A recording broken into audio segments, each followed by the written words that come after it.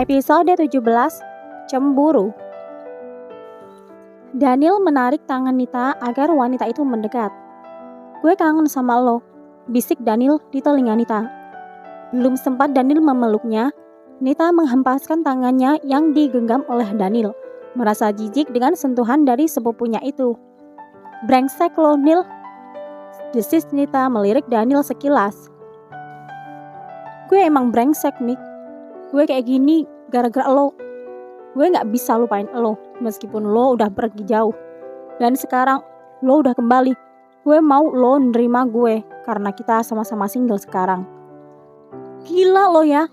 Kita ini sepupu, saudara. Hilangin perasaan lo ke gue. Kalau lo mau kuasai seluruh kekayaan kakek, ambil aja. Gue sama Rara gak butuh," seru Nita dengan wajah yang memerah. Daniel tidak berhenti mengejarnya sampai sekarang.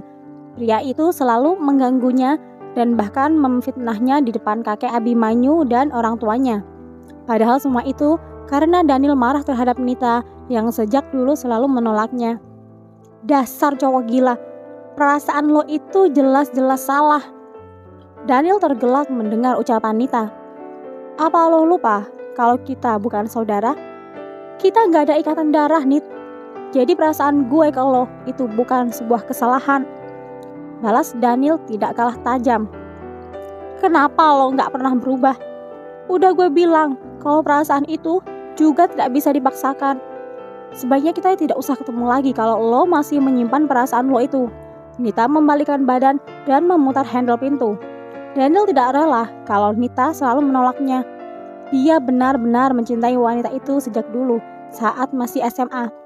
Tapi ketika kuliah, Daniel harus belajar di Singapura dan setelah pulang, hatinya pun hancur ketika mengetahui Nita sudah menikah.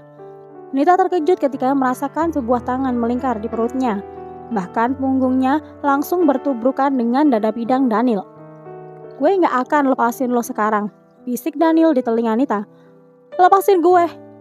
Nita meronta, bahkan kakinya berusaha menginjak kaki pria itu agar mau melepaskan pelukannya. "Daniel brengsek!" Nita berusaha sekuat tenaga sambil terus berusaha melepaskan diri. Tiba-tiba terdengar suara ketukan pintu dengan sangat nyaring. Sesaat kemudian, Daniel pun segera melepaskan tangannya dari perut ramping Nita. Plak! Suara tamparan itu terdengar nyaring. Nita benar-benar emosi saat ini.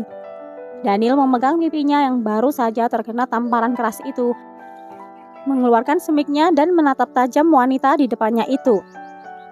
Tok tok tok. Suara ketukan pintu terdengar lagi. Kali ini pintu pun terbuka. Daniel dan Nita menoleh dan melihat Nathan yang sedang menatap keduanya dengan tatapan aneh. "Maaf, saya mencari Dokter Nita karena ada keperluan," ucap Nathan dengan bahasa formal. Tadi dia sempat mendengar suara tamparan dari luar. Karena merasa khawatir, akhirnya Nathan memutuskan untuk membuka pintu.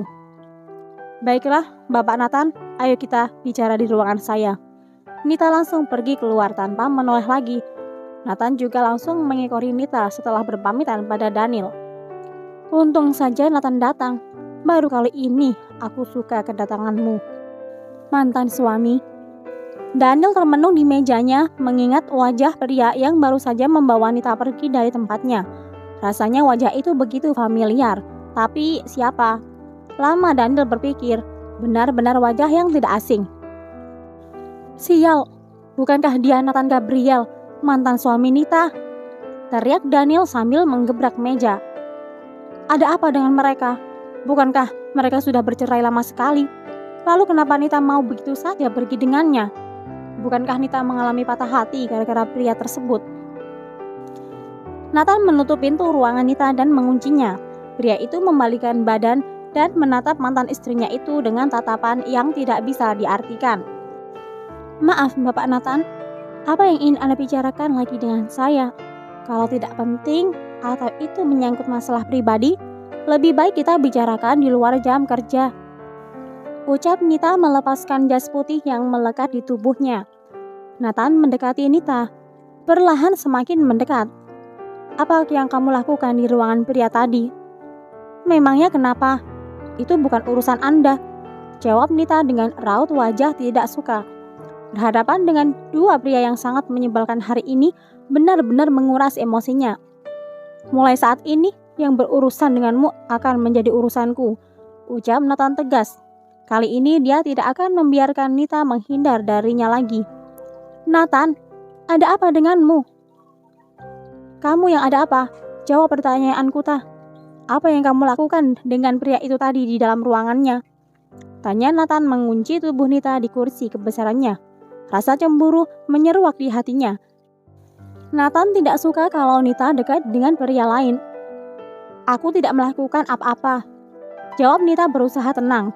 Dia tidak bisa bergerak karena tangan kanan dan kiri Nathan ada di atas pinggiran kursi yang ia duduki. Bahkan kini Nita bisa merasakan hembusan nafas pria itu karena posisi Nathan sedikit berjongkok. Kalau kalian tidak melakukan apa-apa, kenapa wangi parfum pria itu menempel di jasmu? Bersambung.